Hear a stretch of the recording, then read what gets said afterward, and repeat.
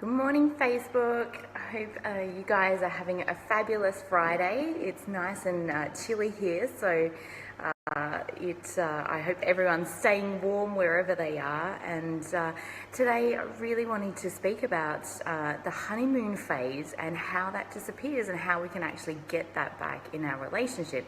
And the reason why I wanted to speak about this today is I've had a couple of conversations with some clients this week that this has been really, really relevant to. And I think, at all times when we're interacting with people as well and understanding what's going on, particularly within our intimate relationship, this can be super, super helpful as well. So please say hi if you're on here. I can't always see who comes up immediately, so that would be great. And be looking forward to interacting with you guys as well around this topic of conversation. So a lot of challenges that can come up in relationships definitely come back to that feeling that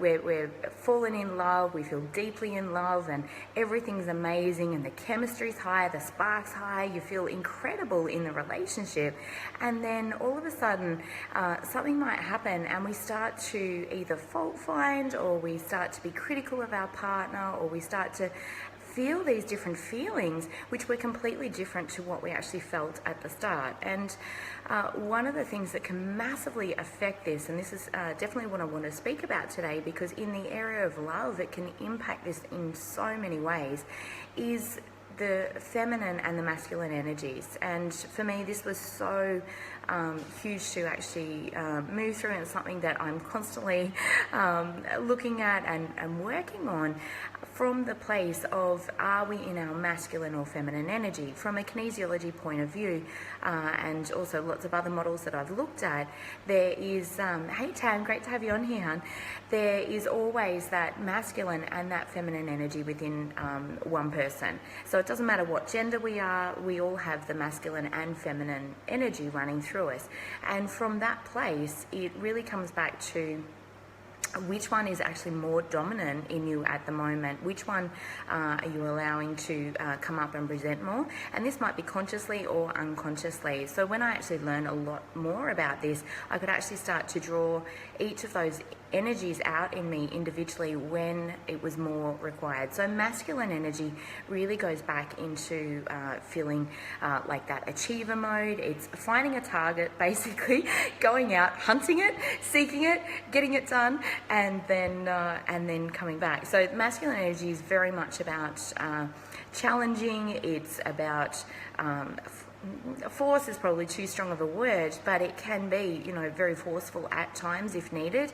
It's very much the very strong presence and going and getting. So it's the go-getter. It's a lot of the A-type personalities that's very, very strong in that masculine energy, where it's I'm trying my best to describe it, and somehow the words aren't coming right through. So, but it really is that very strong energy, that challenger energy that will do whatever it takes to get whatever it needs to do at the time. So it's very much about success-driven motivation and moving forward.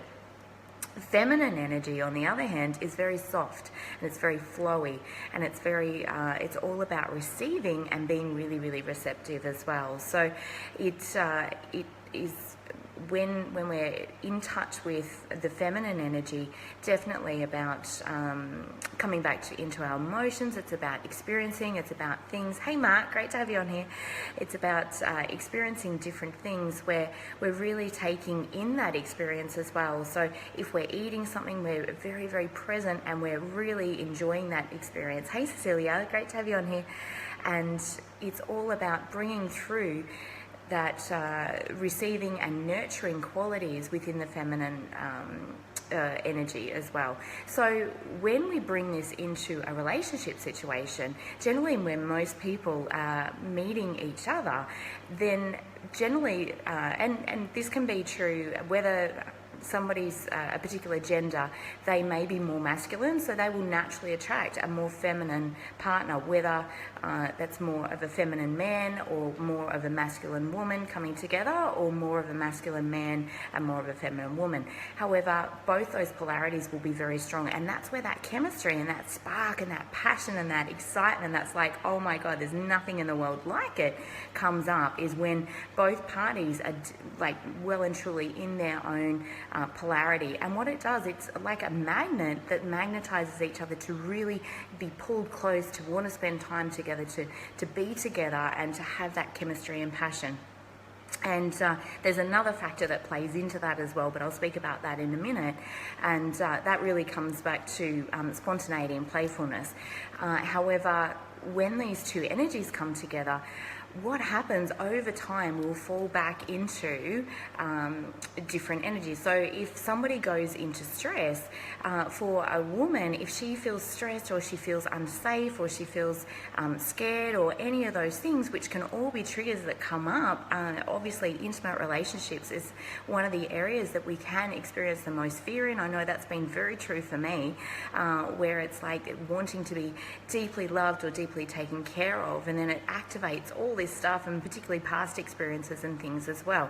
So one of the things that can happen, we put on, or we step into more of the masculine energy that wants to protect us. But what it actually does is it creates two masculine energies which are then butting heads and trying to challenge each other, as opposed to the woman really being able to receive and feel protected and loved and nurtured. And particularly for me as a single mum, and I know that this will be very relevant for lots of other single mums as well, is that I well and truly had that masculine energy on because I was running my own business. So anything career, money, financial, orientated as well, like all of that stuff is very, very masculine energy. And so I was protecting and providing for my children as well. So I had a very strongly developed masculine energy, and it was really about me letting go and trusting and surrendering, which was really difficult for me at times, particularly when some of those older fears were activated. And so like I was saying before, when both parties are in their masculine energy, it's very, very challenging within the relationship, because then that's where we feel like we're not magnetized at all, we're not drawn to each other, and it can be really, really challenging. And the other thing that can happen is if a man is in stress and not staying within his center of power as well, sometimes he can go into his feminine energy as well. And so either you've got two people that are really emotional and very lots of feeling and lots of tears perhaps kind of going on, or just feeling very disempowered in unbalanced feminine energy, or really, in very, very strong, dominant, forceful, masculine energy that are challenging each other, and neither is very resourceful in relationships. And this is where, again, our greatest fears play out. And I read a book recently which has just been so magnificent. It's called Hearts in Harmony by Gay Hendricks, and highly recommend checking that out if you guys haven't seen that or read it before, if you are having some of those challenges, because Gay Hendricks talks about the fear of being close and the fear of being alone. So a lot of the time this can create, and again, like a push-pull within the relationship, where it's like you start to move in, you start to get closer, it feels great, but then that strikes some of those fears coming up that either the person's going to leave you or they're not giving you enough space. And the book has got so many great activities in there. Hey Rick, hey John, so many great activities in there to be able to work through on an individual basis, as well as with your partner, to see what's actually coming up. The other thing that can affect this as well is what's called the Big Leap, and that was also a book written by Gay Hendricks, and talks a lot about the upper limits. When life is going really well in one particular area, we can actually sabotage another area. It's kind of like we hit a threshold about how good life can actually get, and then tend to actually drop off and make an error or make a problem, whether that's picking a fight with a partner, or whether that's if the relationship's going well, sabotaging ourselves financially or whatever it is. But it really does help to expand some of the fears that actually can come up in allowing life to get really, really good for ourselves as well. And we want to be looking at ways to be consciously expanding how to improve life, or how to actually allow ourselves to receive more love, to receive more abundance, and to receive more happiness as well. So coming back to the masculine and feminine energies, the other things that can really affect those things is the need for certainty, or the need for control and security and safety, and the need for variety within a relationship as well. And those two go back into the 6 core human needs that Tony Robbins speaks a lot about, and I think it's a great model to actually reflect on at times too, in terms of when we go into unresourceful behaviours, questioning and asking ourselves, what need am I actually currently trying to meet? Because if we're actually not meeting that need, then we will, not meeting that need in a resourceful way, then we will go into unresourceful behaviours as well. And so again, the honeymoon phase can really be this period of like uncertainty as well. We don't know the person, we're getting to know them, there's lots of newness, there's lots of spark, there's lots of chemistry, because generally we're in our polarities, so there's lots of great stuff going on there. And then what happens is we start to predict how that partner's going to behave. So we become so certain that we actually can create like a sense of boredom in the relationship if we're not actively doing new things, or asking new things, or growing together and experiencing new things together. So this can definitely impact relationships. And I know as a woman, my need for certainty can get quite high at times, because I'm wanting, hey Tuan, great to have you on here. My need for certainty can get very high at times if I'm having some of those fears come up. So I'm wanting complete certainty instead of getting into that playful, fun, lighthearted energy where you feel really, really great within the relationship and you're doing new things together and experiencing lots of newness together. So I hope that's been really helpful for you guys, just understanding the masculine and the feminine energies and how they can play. Stress obviously has a huge impact within this as well. So whenever we're feeling stressed, or whenever, sorry, having trouble with my words now. I love the little smiley emoji. Thank you, Tuan. So whenever we're experiencing, those stresses and different things, being really conscious where your feminine energy is going or where your masculine energy is, and really utilizing those in your best ability as well. So sometimes each situation, a particular situation needs more feminine energy. It needs more caring and nurture and tapping into the emotions and the feelings and being truly present with all of the beautiful things around us, as opposed to the masculine energy, which is just shutting it off and, let's just get this done. Whereas other times that masculine energy is very, very powerful as well in helping us create action. It's really about getting out and doing things and creating specific outcomes as well. Whereas the feminine energy is much more about the beingness and experiencing and being truly present. So for me, how that relates, and this might relate for you guys as well, is within my business, sometimes there's things that I need to do or decisions that I need to make that very much it empowers me to be in my masculine energy. However, in my relationship, if I've not, consciously not taken off the masculine energy, but consciously chosen to bring the feminine energy to the fore and be in that really soft, playful, receiving state then as well, then that can definitely create challenges, and there can be that, like I said, that pushback. So when women are feeling scared or feeling uncertain, then that's where that masculine energy will come through. So when we're more and more conscious conscious of this, finding things that, or tools or processes that can help you naturally come back into your natural state or your core essence. And that's where we really shine and we really feel radiant, and where particularly when you see a couple together that are totally magnetized, lots of chemistry, lots of magnificence within the relationship, is definitely when the two polarities are very present. So you've got your strong masculine, you've got your beautiful flowing feminine energy. And yeah, absolutely, Tuan. So going back into the vulnerability as well, and that very much is allowing ourselves to open up to get close to other people, which goes back into the Hearts in Harmony book that I spoke about, written by Gay Hendricks, which is that fear of being close or that fear of being alone, and how those can create this push-pull issues within the relationship too. So the more that we allow ourselves to do what's needed and fill up our own bucket, then it really is coming together as two whole parties which can just enjoy and share and experience life together from this beautiful place, as opposed to trying to get our needs met through our partner, which never really works, because it doesn't create true freedom for the other person or for ourselves, because it can feel disempowering. It's almost like we've got to go into controlling behaviors then to have them be different. Hey Trine, great to have you on here. To have them be different so that we can feel okay, or vice versa. And it doesn't feel great for either party. So the more that we can be tapped in and tuned into what it is that we need to do for ourselves from a place of self-love and self-worth, and the amount of love that we allow ourselves to receive is totally related to our self-worth and what we're actually allowing ourselves to receive from just that place of, yes, I'm deserving. And not that it's ever about deserving, but that's what our mind tells us.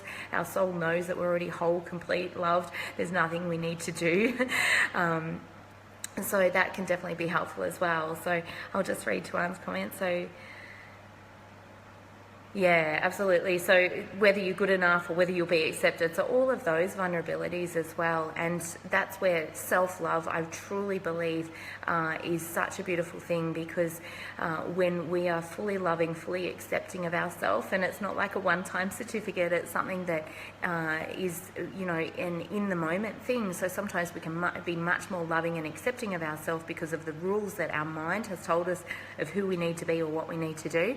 But when we're more tuned into our heart and our soul, naturally we can sink back into that richness and that depth and that unconditional love that we can fill up our own bucket with, and let our partner off the hook. So if they do have a reaction, which is generally generated from the past, they have a reaction or they're triggered about something, and I can put both hands up there and say, oh my gosh, I've had lots of things that have had nothing to do with the present moment, but they've all been triggers from the past, in past fears and things like that, where I feel like I need to protect myself, or I shut myself down, or it's hard to communicate in those moments.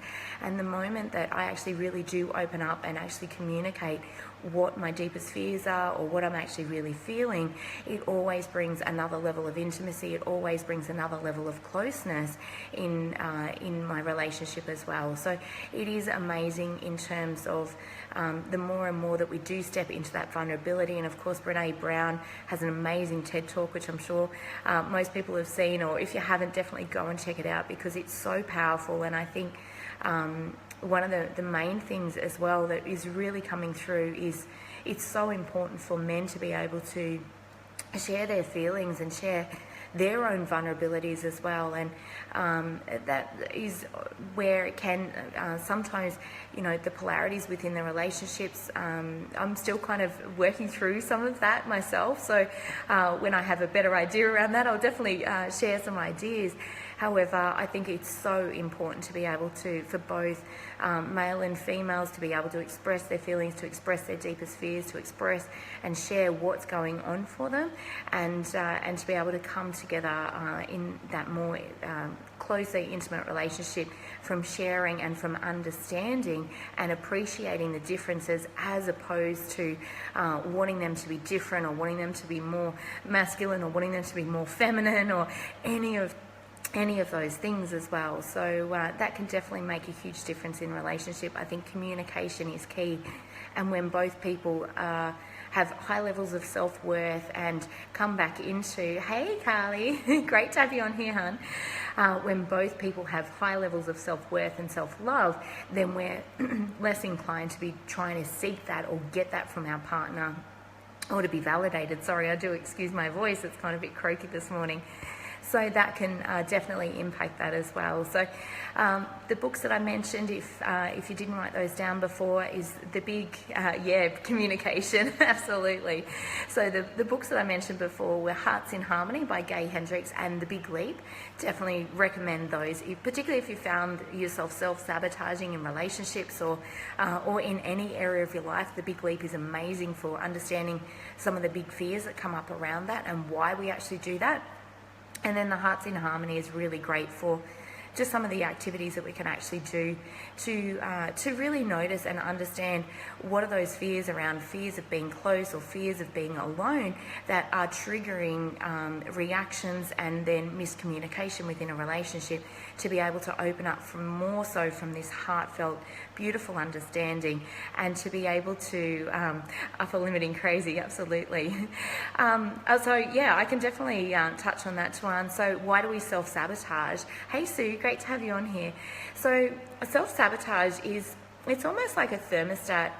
Well, this is my opinion anyway, so lots of other people might have different opinions around it, but self-sabotaging for me is, we all have a threshold of how great that we can have life. So we all have an upper limit and a lower limit. So around finances, around weight, around health and well-being, we will all have certain standards that we've kind of preset in there, that comes from our upbringing, it comes from the way that we believe that we need to be in the world, to our core identity and all of those things. So we all have those rules and the beliefs around how life should be. And this is definitely heavily influenced by the people that we're actually spending the most time with as well. And also our mindset. So again, the beliefs and the values that has been instilled in us, or that we've taken on either consciously or unconsciously through childhood. So the self-sabotage really comes back to, it's almost like, and I had this happen to me massively in November, where I made massive financial gains, more than I'd ever made before in my life in 1 month, and it was just absolutely incredible. And then I sabotaged massively in other areas of my life, and it was almost like this massive fear come up in, oh my God, it can't be this good, it can't be this easy. And so then, we can go on to then these other behaviours to dull down the good feelings. And this is what Gay Hendricks speaks about in The Big Leap, is these fears of that I'm a burden. There's a fear that if I'm truly successful and I'll outshine others, then it will hurt them. If I'm successful and I do it in a way that's different to others, then I'm disloyal and I'll abandon those that I love. And there's one other one that's not coming to mind. Quickly, Carly might jump in with that. Hey, Kate, great to have you on here, hon. And so these fears present then as the upper limit thermostat. So again, if I use the analogy of health, so everybody has a particular thermostat with their health, and for me, like it seems to be like around that 70 kilo mark with weight. If I get anywhere close to that, it's like, oh my God, I've got to change this instantly. It's like a pain threshold that you hit, and it's like, no, not another minute like this. I can't stand the way that I feel. And so then we take massive action, we're disciplined, we're focused, and then things start to feel better. And so then we tend to, this can be like the yo-yo syndrome or the pressure cooker syndrome, where it's like we relax a little bit more. And so at all times we want to be consciously aware of what our upper limit and what our lower limits are, because our lower limit is literally like when we hit that pain threshold, we will do whatever we need to in that moment to get out of pain. And so if this is financially, for some people it might be 10,000 in debt, for some people it might be only having $5,000 left in their savings account. we've all got different standards around that, but whenever we hit that pain threshold, however, then we've also got the upper limit. So if we're used to, say, earning, an average income of, maybe 60 to 80,000, if we exceed that, then the mind will be having this freak out and going, oh my God, it's too good.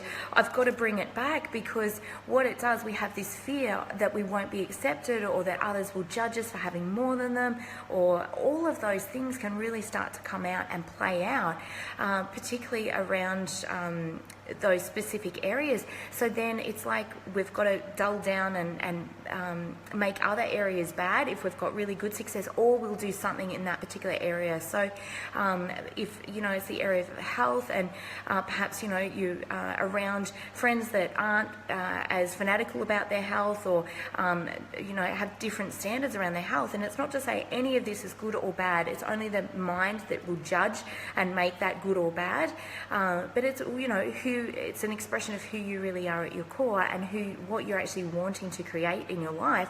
So therefore the standards that you're actually setting for yourself. But if you've been heavily influenced, you're spending a lot of time with people that say aren't valuing their health, you're going to feel pretty good. Even if you're only a couple of kilos overweight, you're going to feel good within that peer influence.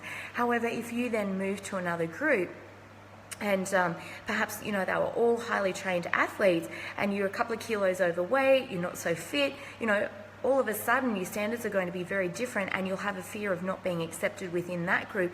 So you'll naturally strive to do more and more. So you'll actually be elevated within that. Whereas the upper limit, so the self-sabotagers, if you're within a group that has lower standards of that area, when you start to hit those upper limits, so if you started to train as a highly, elite athlete, and you were like super fit, then you're going to feel less comfortable being in that peer group, because you'll be worried that, they're going to judge you, or they might reject you. There's so many different fears that come up around this. I'm not going to be accepted. So we naturally will sabotage to bring us back to the normalized level. So, Tuan, I hope that's been helpful for you in understanding the self-sabotage. If you've got any other questions there, please let me know. But definitely check out the big limit. It is so valuable in understanding some of those fears that can come up, and the ways that we actually do sabotage our life. And worrying is a great, Gay Hendricks talks a lot about this as well, and this was something that he did, was he would naturally find, when he would have a big win in life, whether that was financially, or he'd felt really particularly close to his wife Katie, and they'd had, maybe a wonderful weekend away, then he would find catching himself, worrying about something, or perhaps, picking like a little fight, or having a niggle about something to dull down those good feelings. And so we want to be consciously aware of what's actually going on internally for us. Honestly, in my opinion, it is never about the external world. The external world, so our relationships or what's going on in the external world, is simply a reflection of what we believe, of what we've got going on internally. And if we want to create changes, I had some beautiful conversations with a bunch of women last night about this, and it was so exciting to talk about, because it's really, I truly believe that we are the creator of our reality. And Carly, I'll just read your question there. Yeah, absolutely. Make you punch above your weight. So with the Eagles, even if you feel like a chicken, absolutely. And just before I go back to my other point, which I've now actually forgotten, but my mentor, Scott Harris, he's always saying, I want to be the dumbest, stupidest, poorest person at a table of a group of people. I'm always looking for people that are smarter than me, that are further ahead on the path. And that's not to say, that we're not valuable. There'll be other areas, obviously, that that we're doing great in, that perhaps, other people aren't doing so great in. However, always looking for people that inspire you and uplift you, and help you to be your best version of you, is so valuable, because it's constantly pushing through those upper limits where life literally does just get better and better and better. And that brings me back to my other point, which I was making, which is I truly believe we are the creator of our reality.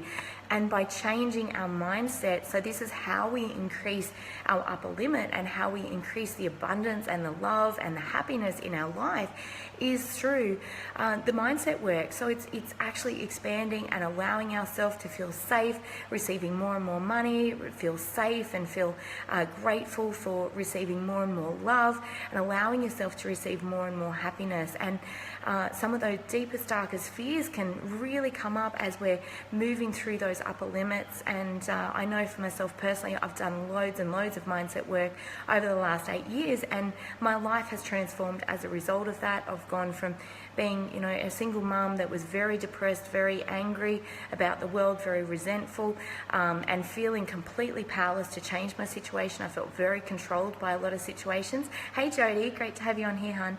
And going from that, earning $300 a week to literally creating a life that I absolutely, truly love, and having the most amazing partner that I can speak to and share so much in-depth conversations and bounce ideas off, and all of those wonderful things, as well as my beautiful kids, creating a 6-figure income and creating a lifestyle that I really love as well, in terms of having that flexibility, having that freedom. It wasn't always that way for me. I would literally cry in a corner, force myself to get into the shower before I went to my 9 to 6 job. Like, it really was like that. And it was like, I want more for myself, and I want more for my kids, to be able to show them what's possible. And I feel like that is one of my biggest responsibilities as a role model for my kids. And it's like, leaders go first. I've got to be stepping up and following my dreams and moving through my fears and my upper limits to show them what's truly possible too. So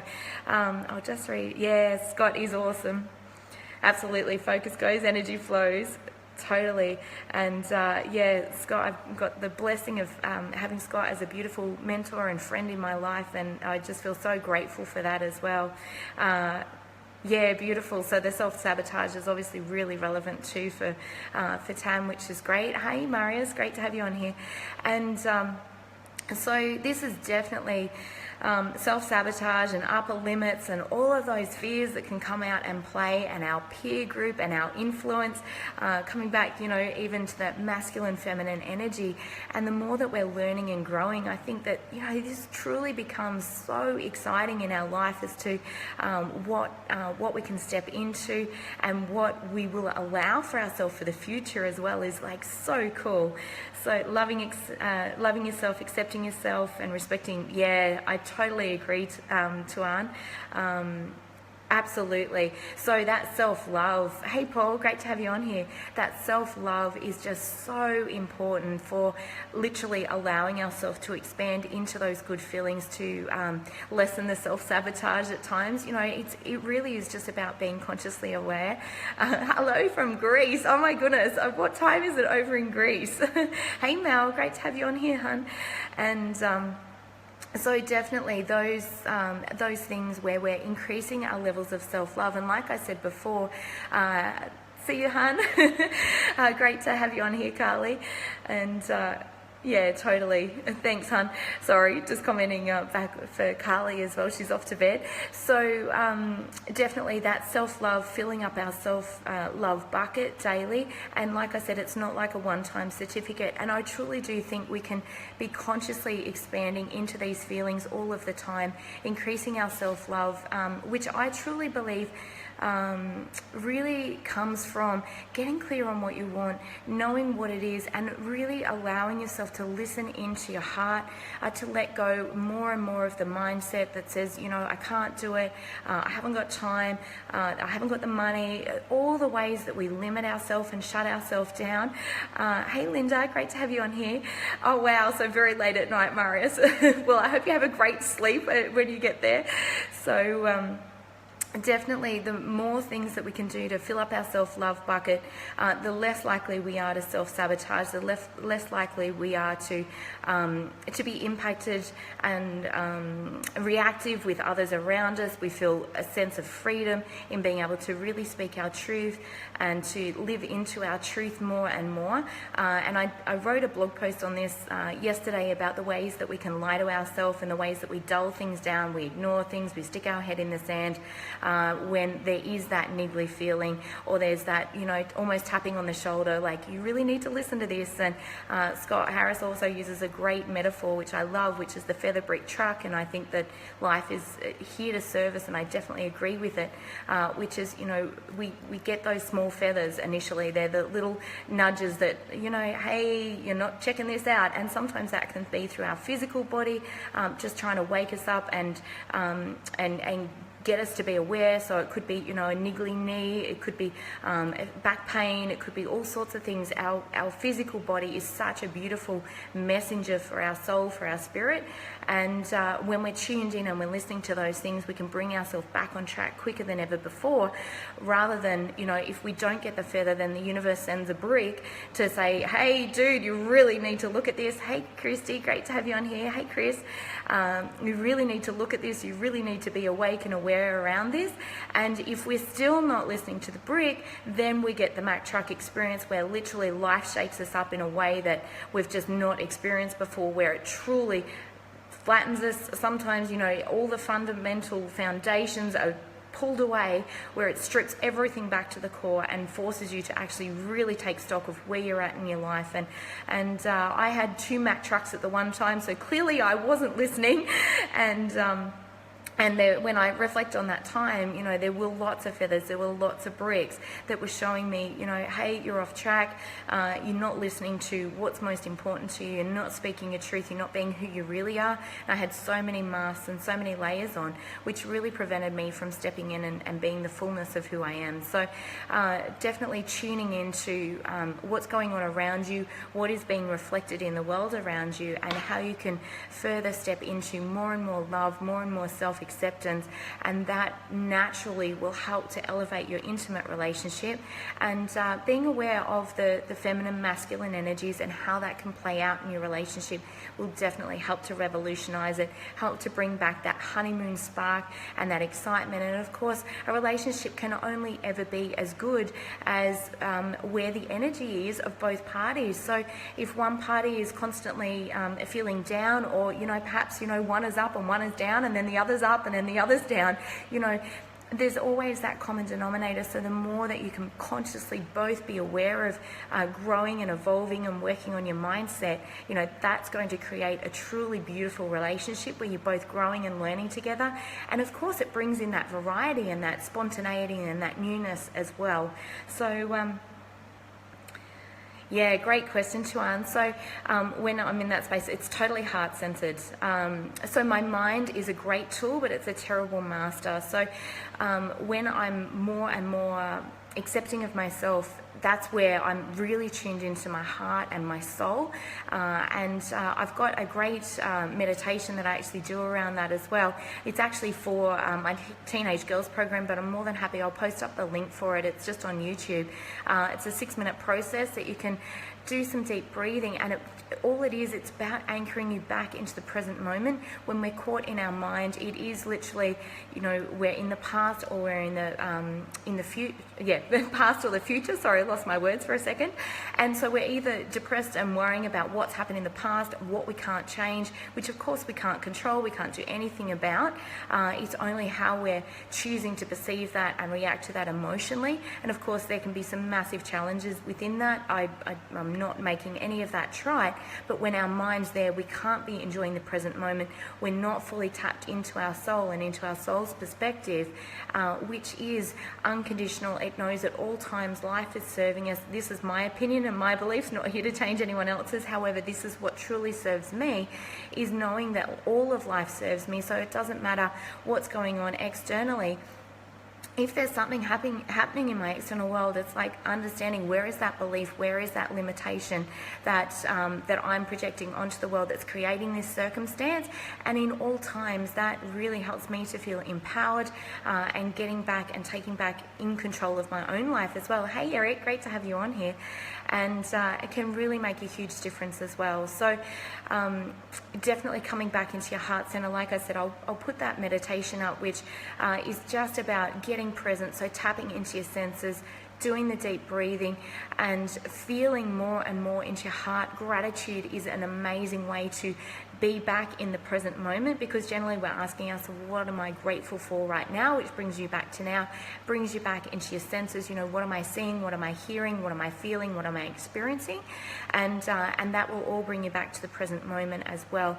And because when we're in our minds, like I said, we're either in the past trying to control something from the past, or we're feeling worried or feeling anxious about the future, which of course neither is serving us, and we're missing out on so many miracles, so much greatness that is actually happening right now. And of course, when we're worried about the future, we're creating that with our thoughts, because our thoughts then control our feelings, and also, or impact our feelings. They don't control our feelings, but they can definitely impact them. And of course, if we're not feeling great, then our actions are going to be different than what they were if you felt fully confident, fully empowered, stepping into that self-love, knowing that you are 100% worthy, that you are 100% acceptable. Whenever we're questioning, am I enough? I'm scared about this, I'm scared about that, you're always in your mind. So the mind will always, the ego survival mind, the mechanisms there that I most look out for to try and be as consciously aware as possible. And I don't always catch it, but the defense mechanisms, or the mechanisms that can come up, is defending, justifying, criticizing, and blaming. And I find if I'm in any of those, it means I'm in my ego survival mind, and that can be blaming myself, blaming others, criticizing myself, criticizing others, judging myself, judging others or situations, all of those things. Hey Michelle, great to have you on here. And so that's great that's been helpful for you too, Anne. So definitely the more and more that we can get back into our heart center, that is, I think, the most valuable place for me personally. That's where I truly come back into my feminine essence. I come back into unconditional love, just this beautiful radiant energy which feels amazing. It feels incredible. It's where I literally channel through my best work. So I receive so much inspiration, I receive so much guidance when I'm actually in that space. And it's only the noise of the mind trying to control things, trying to feel safe and secure in the moment, where all of that white noise can really get so loud, and the mind runs away with it, and it can be, I've had those days for sure where you wake up and you're not feeling so great, and the negative thoughts might start, and if I don't jump on them quick, they turn into an avalanche, where it's like suddenly everything is becoming so much bigger and so much harder than what it actually could be. And when we can become more and more consciously aware, then we can bring ourselves back. There's lots of great tools and processes. I've got lots of things in my online programs. If any of you guys are keen to check that out, jump on my website. It's just www.sallyholden.com.au, that really help you to get back on track to you and come back to your inner self. When you're back in your heart and listening to that intuitive guidance, that is all obviously going to create greater harmony within your relationships, whether that's intimate relationship or all your relationships. And life seriously just gets easier and easier and easier. And one of the greatest things that I've learned this year, and I always have a theme for every year, and my theme this year was truth, and is truth. And so it really is about speaking more and more of my own truth, stepping more and more into who I really am, stripping back the layers of who I think that I need to be for others, or that I think that I need to be from a lot of those limiting beliefs that come through from society. And like I said, I wrote a blog post on that yesterday, in the ways that we lie to ourselves. But the more that we can bring that back in and have that conscious awareness, definitely, and we can't be consciously aware, we can't know until we know. And I think that's the value of coaching as well, is we all have those blind spots, and it's certainly great. Good to have you back, Marius. So I think the more that we can become consciously aware, but also having some powerful people around us, whether that is a mentor or a coach, or whether it's a friend that is also a growth-related friend, so they like to grow, they're becoming more and more consciously aware, they're on that spiritual journey as well, in evolving and becoming more of who they are.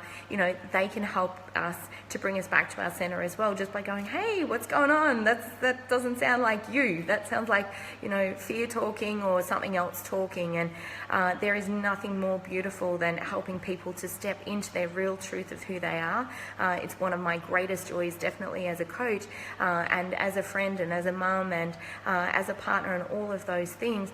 and loving people unconditionally where they're at right now. So it's only the ego mind that will judge somebody's journey or judge our own journey and be like, oh my God, you should have got this before, or you should be more conscious, or, you know, the mind will create so many different stories around that as well. And so the more that we're just stepping back into that truth, and I really truly think that when we can be loving and accepting where we are, and Gay Hendricks wrote about this in another book of his that I was reading, and it's just so beautiful, because it's, you know, I love the fact that I'm actually feeling angry right now, and what it does, it creates this beautiful safe space where you can actually start to explore some of those feelings, why those feelings are coming up, what need is it that those feelings are trying to get for you, and it'll be an identity, or it'll be a miscreation of an unresourceful behavior trying to get a need met that we're not consciously aware of. So the feelings are always guiding us in a great way